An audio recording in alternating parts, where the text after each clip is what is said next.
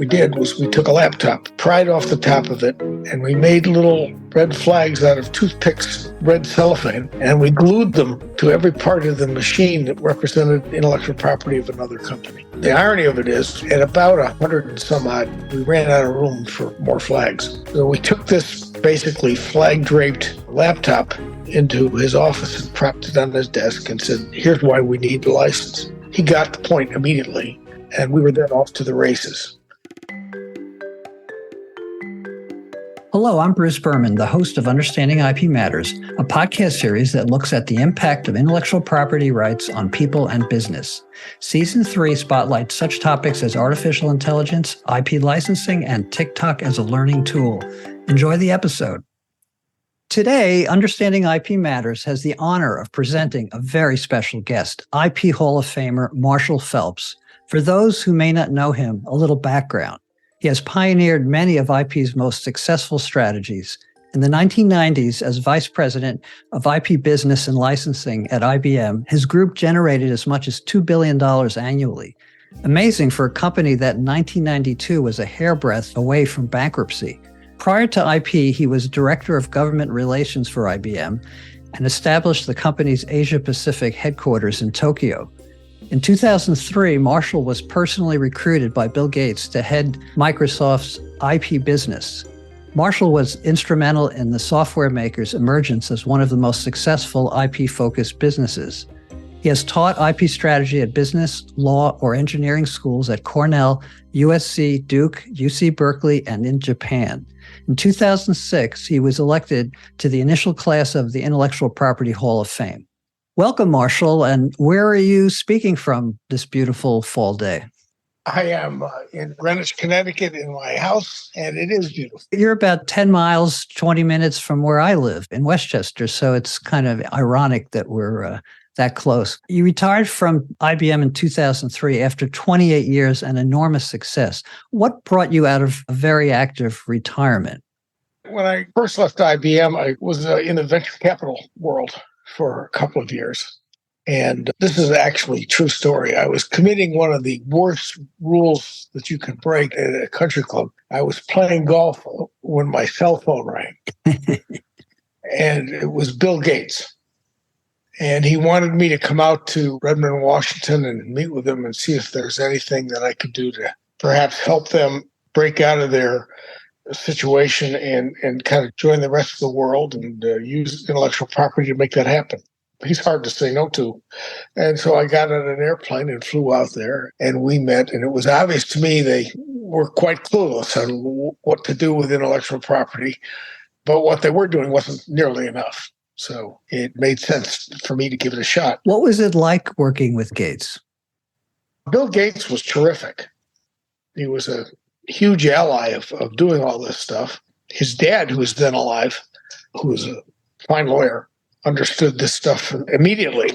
And I had lunch with him, 4 or 5 times over the course of the time I was out there, trying to explain to his dad what we were trying to do. And that was all very collegial. The problem with most of these situations is it's not the CEO that's the problem. It's the organization that's the problem. I suppose my lesson number 1 is you have to do as much work inside as you have to do outside to convince the colonels and the captains and the majors that this makes sense for them as well. That is an issue that is constant and continues to this day. I mean, you sell things and then you sell them again. And so that was kind of the situation. And you have to sell it internally as well as externally. That's my point. It's actually as hard to do internally as it is externally. By the way, if you don't sell it internally, nothing else matters. It'll be death by 1,000 cuts. And I know this because one of the things that I did in between the two companies was become a consultant to Jack Welch at GE. And on this same subject, how can GE use its immense intellectual property resources? Well, the problem with GE is it's more of a federation than it was a single company. And Jack could issue all the edicts he wants, but if the organizations don't want to do it, it doesn't matter. And in this particular GE case at the time, the aircraft people had absolutely no interest in helping any other part of the business other than themselves. And the other parts of the business kind of felt similar. So even with a task force headed at that point by Jeff Immelt and myself, we got absolutely nowhere. So my point is, I'm not picking on GE for any particular reason. I'm just making the point that you have to sell it internally as much as you do externally. In 1992, Marshall, IBM was getting ready to file Chapter 11, is my understanding. What role did IP rights play in getting the company back on track? Well, the timing is subject to some debate, but IBM, I think, was down to 100 days of cash in that period. And I took this job just a little before that. I really didn't have a boss because John Akers had left the CEO slot and Lou Gerstner hadn't arrived yet, which gave me some degrees of freedom that I'd never get again. You got to kind of organize things as you wanted to organize them. And by the way, we were reasonably successful in doing that. And the question is, what good did that do you? And the answer is, it bought IBM a lot of time. And by the way, it did the same at Microsoft. It gave them something to latch onto while all else was falling apart. IBM went back to being number one in patents in the United States, which IBM had very few good press at about that time. And if you recall, IBM made a big deal out of the fact that it had become number one in patents when the year before we were falling out of the top 10. So we got that. And then we started making a little bit of money. So that's kind of what happened. IBM rode that top spot, that pony, for 29 years. I think they were the number one file or grantee. In recent years, they've really reduced that number significantly in recent year or two. At IBM, you headed IP business and licensing under at least 3 CEOs, I believe, no? Or was that 2, Akers and Gerstner? Akers and Gerstner for sure, yes. What was that like? How did you introduce Akers and then Gerstner? How did you introduce them to the IP concept or the patent concept? Well, I mean, Akers understood the patent concept. What he didn't understand was what would you do with it? Mm-hmm. It's like that old joke about the dog who chases the car down the street and catches it. And then the question is, okay, now what are you going to do with it? There was really not much understanding of what you could do with it. One of the reasons I took the job was because there was no understanding of what to do with that stuff.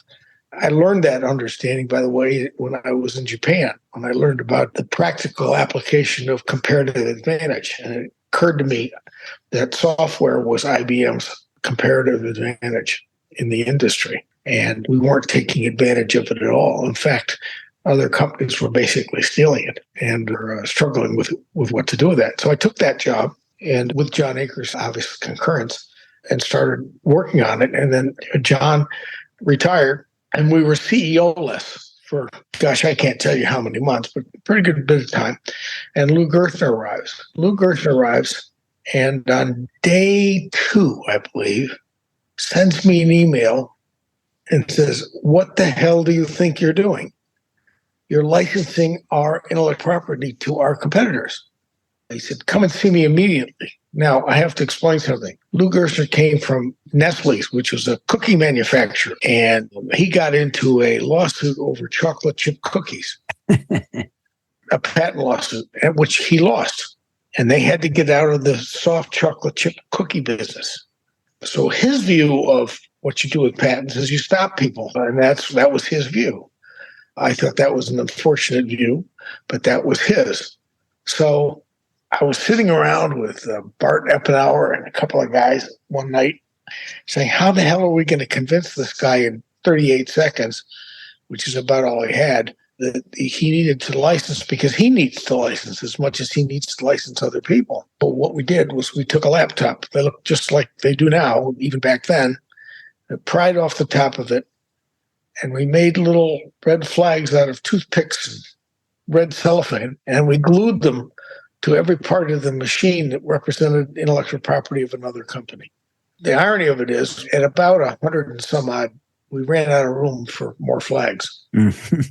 So we took this basically flag-draped laptop into his office and propped it on his desk and said, here's why we need the license.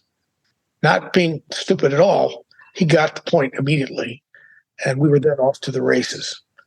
And the good second part about that is he left us alone. And that really started to work. The second great event that proved the point was the semiconductor business. which was changing technologies at that time. And it was going to a more manufacturable, if you will, less expensive technology versus the very sophisticated kind. And they had all these engineers who were out of work or going to be out of work. And I went to see a guy by the name of Mike Attardo, who was president of that division. And I said, Mike, if you give me 25 engineers and fund me for a couple of electron microscopes, I'll make you a bunch of money. And he did. And in the first year, we made him $25 million. Why? Because we could prove infringement of the way we were doing things by the technologies of the other companies. But we had to use electron beam microscopes and people who actually knew what they were looking at, which didn't include me. But it worked famously. And once you have a division that is seeing money come in from doing something like that, other divisions tend to want to follow and say, why not me? And so we were pretty much off to the races. But it goes back to the point I was making. You have to convince these divisions that it's in their interest to do it, because their instincts are that they own the intellectual property, not the company. So we went back to Lou Gerstner and said, Lou, we're having a little trouble here. We can't convince some of these divisions that we can do it better than they can because they want to do it on their own and they think they own this stuff. So I think it was probably Lou's first email. He sends an email to every employee in the company and basically said, lest there be any doubt, intellectual property is owned by the corporation, not by the divisions. And all decisions about the disposition of intellectual property reside with intellectual property and licensing, which is, of course, my particular function at the time. And so once that happened, now we were really off to the races because there was no debate about it anymore. But having said that, you have to resell that about every year. And that's what we were able to do. And we did it by an accounting change. We didn't want to give the money to the divisions that we were taking in. We wanted that to go to the corporation. But we had to figure out how to give the divisions a credit for what they did. And it was worth it because they were helping us in a way too. This way, it was part of their measurement system. They got attaboys and attagirls for doing it. And the company made money, and everybody won. And this is pretty high margin revenue, I would imagine. Well, at the end, we were making $2 billion a year, and it was costing me $36 million to do it. That's high margin. That's real high margin. And it makes you very popular with the financial guys, to the point they used to call me every year and say, what more do you need? Which is an unlikely phone call to get in corporate America. And this is like the 1990s primarily, right? That's the whole decade of the 90s, yeah. Yeah, that was the heyday. IBM, Marshall, had the confidence and good fortune to trust R&D to come up with new inventions that businesses wanted. The company was adept at reinventing itself every decade or so. It rarely, if ever, sued anyone who infringed it and made them partners. IBM was an outlier in that regard. Maybe Philips was somewhat similar, but there aren't too many operating companies that have that level of confidence about their inventions. Not too many companies had a Watson Labs. AT&T did, which they squandered toward the end, which you probably know better than anyone. But not many companies had that capability of kind of regenerating and also funding research in areas they didn't know where the hell they were going. Right. Had the confidence to take a shot, yeah. Mm-hmm. And trust the R&D, trust the research people. Yes, but the risk was that was coming to an end. When you're down to 100 days in cash, everything is at risk. And I think, fortunately, the company rescued itself right on time. At least that's how I remember it. You worked with copyrights and trademarks and trade secrets as well. Know-how, or consulting, you might call it consulting, I do, is a big part of what IBM was selling. How did IP rights enable the consulting part of IBM? Well, if you don't have IP rights, of course, you're a high risk proposition. If you're consulting about things that you're building and they're using that and you're not protecting it. By the way, that's exactly the same problem Microsoft had. They wanted to do this kind of work with customers, but they didn't want to stick a document in front of them and say, please sign this, because they thought that would be not well received. There was that small problem. So we spent a lot of time convincing customers that it made sense to do that. Now, how did we do it? One is we didn't turn this over to just lawyers. We had a negotiation about one of these type of things with a customer.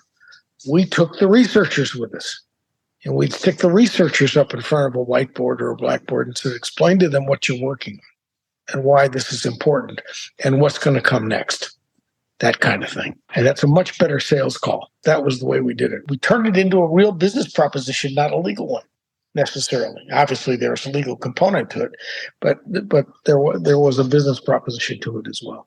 Now, at both IBM and Microsoft, a lot of people who worked for you or with you went on to become IP luminaries in their own right. Brian Hinman at Philips, now at Aon. Dan McCurdy, who heads RPX now. He was at Lucent, I believe. Dave Kapos, former USPTO director. Louis Carbonneau of Tangible IP. Horacio Gutierrez was formerly GC at Spotify, and now he's GC of Disney. What do you think were the most important lessons these people learned from you?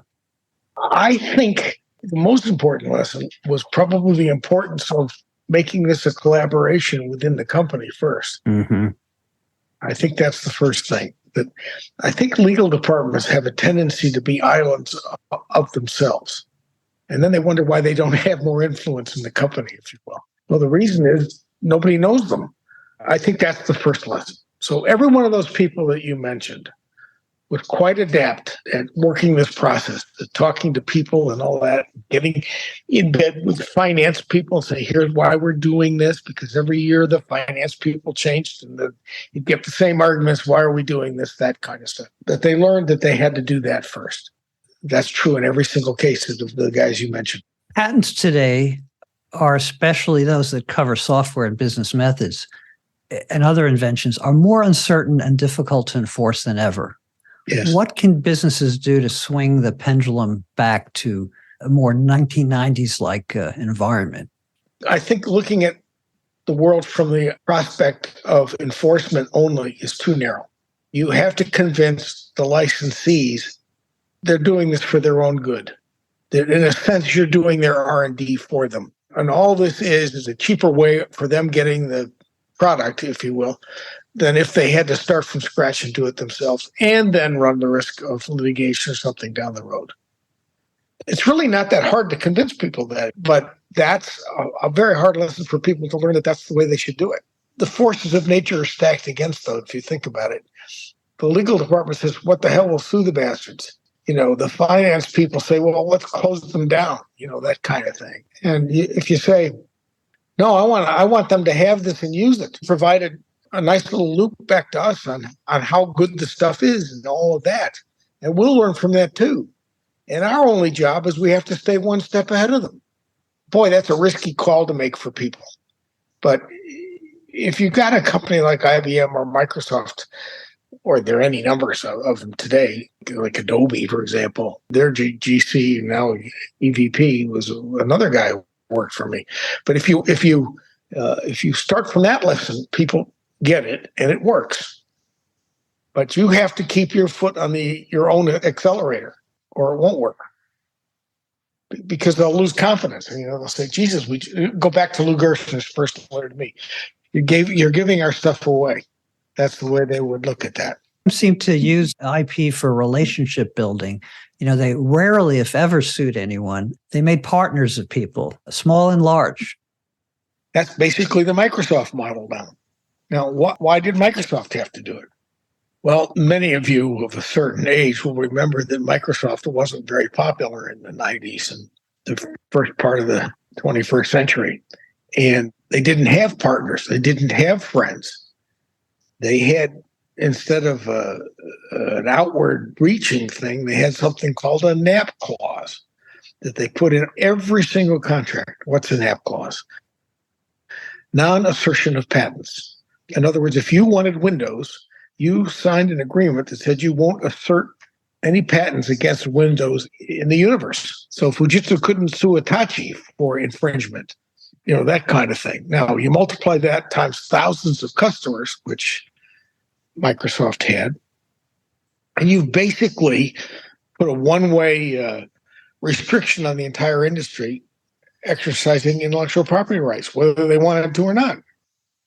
So, having done that, Microsoft lost a lot of friends. Or I'll put it another way, didn't get a lot of friends. They needed something to replace that. So we did a complete 180. And we went from that kind of restrictive life to one that says, take this intellectual property and use it. And lo and behold, the results are obvious. And it extended, I guess, it was after your time, but to the cloud now that there's a lot of openness with regard to the cloud, although they're certainly able to sell products around it. It's funny. One of the first meetings that I was in with Bill Gates, it was really funny. He had probably 10 people in the room. And we were discussing new ideas. And he walked in. You got to think back now. This is ways. He walks in. He says, first thing he says, I don't know what it is, but I heard about this thing called the cloud. I think it's going to be important. So we're going to have to work on it. So that was the level that it started. So everybody marched away and started working on the cloud. And it's been very successful for Microsoft since that time. Despite decades of discussion, Marshall, IP rights are still not really properly reflected on the balance sheet. It's goodwill. It's thrown into goodwill. This discussion has been going on for decades. Why has it been so difficult? I know you're interested in that issue. Why has it been so difficult to get IP on the balance sheet, especially patents? Well, it shouldn't be. I can remember having some meetings with some of the major accounting firms, and the reason they didn't want to do it is they were scared to death of this whole question of how do you value this stuff? And they thought they were going to get sued. So they were, for misvaluing it one way or the other.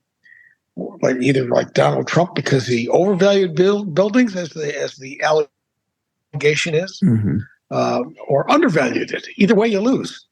And so the accounting firms, and every big company has an accounting firm, were scared to death of it and still are. So if you pack it away as goodwill, throw a number at it, well, everybody knows that goodwill is really hard to value. So therefore, it might be okay. So that's where it is, and that's where it was, and probably now it ever shall be. I don't know. If you value it and put it on the balance sheet and it doesn't perform up to value, then you have to write it down, and that's a scary prospect. Well, that's the point. Either way you do it, but when you start making a couple of billion a year doing it and it doesn't show up, that doesn't do very much for the company. It kind of misrepresents how the company is doing well. So you're damned if you do, damned if you don't. My own view of that is that we ought to find a way to do it. And it can't be that impossible. Christ, we value everything else under the sun. But, intellectual property is scary to people who are genetically driven, and so that's where it is. Well, especially patents, trademarks. There's a market value within a certain range, and probably copyrights too. You can kind of value with all these record labels and catalogs, but patents get tough unless it's pharma patent, a specific drug. But you also have to remember with patents that you may get it issued and it may be 10 years before it's worth anything, and nobody knows when that 10 years start. That kind of stuff. On the other hand, if you're in an industry where the patent equals the product, i.e., take a drug company that invents a new drug and they patent that thing, that patent has almost a one-to-one relationship with the value of the drug, and that one's easy. Now, if I go to a laptop computer here that I'm looking at, and it's got, I don't know, 5,000 patents in it, pick a number, it gets very difficult. Those are kind of the structural reasons, I think. I think they say there are 100,000 or more patents that comprise an iPhone. Yeah. Certainly a lot of licenses are in there. Listeners may not be aware that you were a co-founder of CIPU back in 2016, along with me, Judge Paul Michel, and Jim Pooley. You were a big help in getting it off the ground, and you were a founding member of the board. Are you still active in areas like this, trying to get IP awareness more of a front burner issue? Well, I go in and out of it. I mean, for a number of years, I did it kind of from an academic point of view, with the national institutes and things of that nature. and try to educate people from the ground up. So yes, I'm still very interested in the subject and all of that. I've turned out to be a terrible retiree. I'm flunking it unbelievably. I wrote a book about my IBM and mostly Microsoft experiences. Yeah, I was going to ask you about that burning of the ships, transforming companies' culture through intellectual property strategy. Much of the same stuff we've been talking about here. What's burning of the ships? What's the significance of that title, burning the ships? When the Spanish decided to take over the local Indians in Mexico and the trade in gold and all that stuff, and they landed their ships, the leader of the expedition had the ships burned so that the sailors and soldiers couldn't return. They had to stay and fight. So the idea was it's kind of irrevocable at that point. And that was the idea behind the switch that Microsoft was making from being a kind of an inward-focused, difficult partner to changing completely around to the opposite model. Once you did that, you can't go back. Which, by the way, is another reason I think some of these changes are hard for people to make, because if they make them and it doesn't work, then they're up the creek. And I think that risk is one that most businessmen can't articulate and can't basically avoid, so they don't want to do it. I think that's another reason you find this to be not as quickly received as it should be. We're getting to the end of our time here, Marshall. What two thoughts would you like listeners to remember from today's conversation? Well, the first one is the main lesson that I learned in corporate America, and not just corporate America. It's because it's kind of a universal truth, is that this is a collaborative industry, and you have to work as hard internally as you do externally to make it work. And you have to keep repeating the damn process annually, because every year is a new plan. And every year is new people. Every year is the new batch of skeptics that you didn't have the year before, and so that's the one thing that most people don't understand. They think you can do this by executive fiat, and you can't. You will fail. You have to believe in it, otherwise it doesn't work. Well, you certainly have to believe in it. There's no question about that. But you can also believe in it and screw it up. I think you have to get other people to believe in it. The way you do that is you change the measurement system, you change the ability of why people want to do it. Going along with this, and I just want to add one thing about this, which may be the second thing, is the other thing that's bemoaned all the time in this industry is, why isn't this issue more important to the board of directors? Why is it that nobody has a seat at the table? Well, the fact is, some do have a seat at the table, but the ones who do are the ones who do the things that I just talked about. They don't force their way on it. They don't do it by executive fiat. They convince the business how important it is to the business, and then you've got a seat at the table. So I would say, for anybody who wants to run an organization like this, or gets the opportunity to run an organization like this, you better think in those kinds of terms. And just don't be impatient. Just let it happen. But can you license patents today the way you could, say, in the 90s, when there was a respect for an issued patent had some meaning? Now it's just the beginning. No, I think you can. I really do. But you're onto a good point. And the good point is this. It's always easier if you have a good product. If you don't have a good product, you have a bunch of mishmash patents, nobody cares. But if you have a bunch of good patents and you're still going to do R&D, remember I said take the researchers with you to these meetings? If they think you're going to, maybe I don't need them right now, but I'm going to need them next year, kind of thing, you can make this work. And people will want to license it because they want the fruits of the R&D. You're talking about an industry where a chip plant, I was just reading today, the chip plant that Intel is building is going to be about $4 billion. These are not cheap things. And not everybody can do them. So Intel could say, well, we're doing it, therefore we're not going to let you have any of that stuff that comes out of that. Well, that's short-sighted. But if you said, I'm going to do this, folks, and I would like to be successful at it, and I'd like you to be successful, then I think you got a much better argument on your behalf. And I do think you can still do licensing on that basis. Well, on that note, I think we're out of time, but thank you very much, Marshall. I know you don't do many of these interviews, so we're very fortunate to have you, and it's an honor. And we've known each other over 20 years, and I value our friendship, and I look forward to hearing more from you on these topics. Thank you again. My pleasure. Understanding IP Matters is brought to you by the Center for IP Understanding, an independent nonprofit. Follow CIPU on LinkedIn at the Center for Intellectual Property. Content conveyed is for informational purposes only and does not represent the views of CIPU or its affiliates. This episode was produced by Jack Shields for Wild Creek Studios.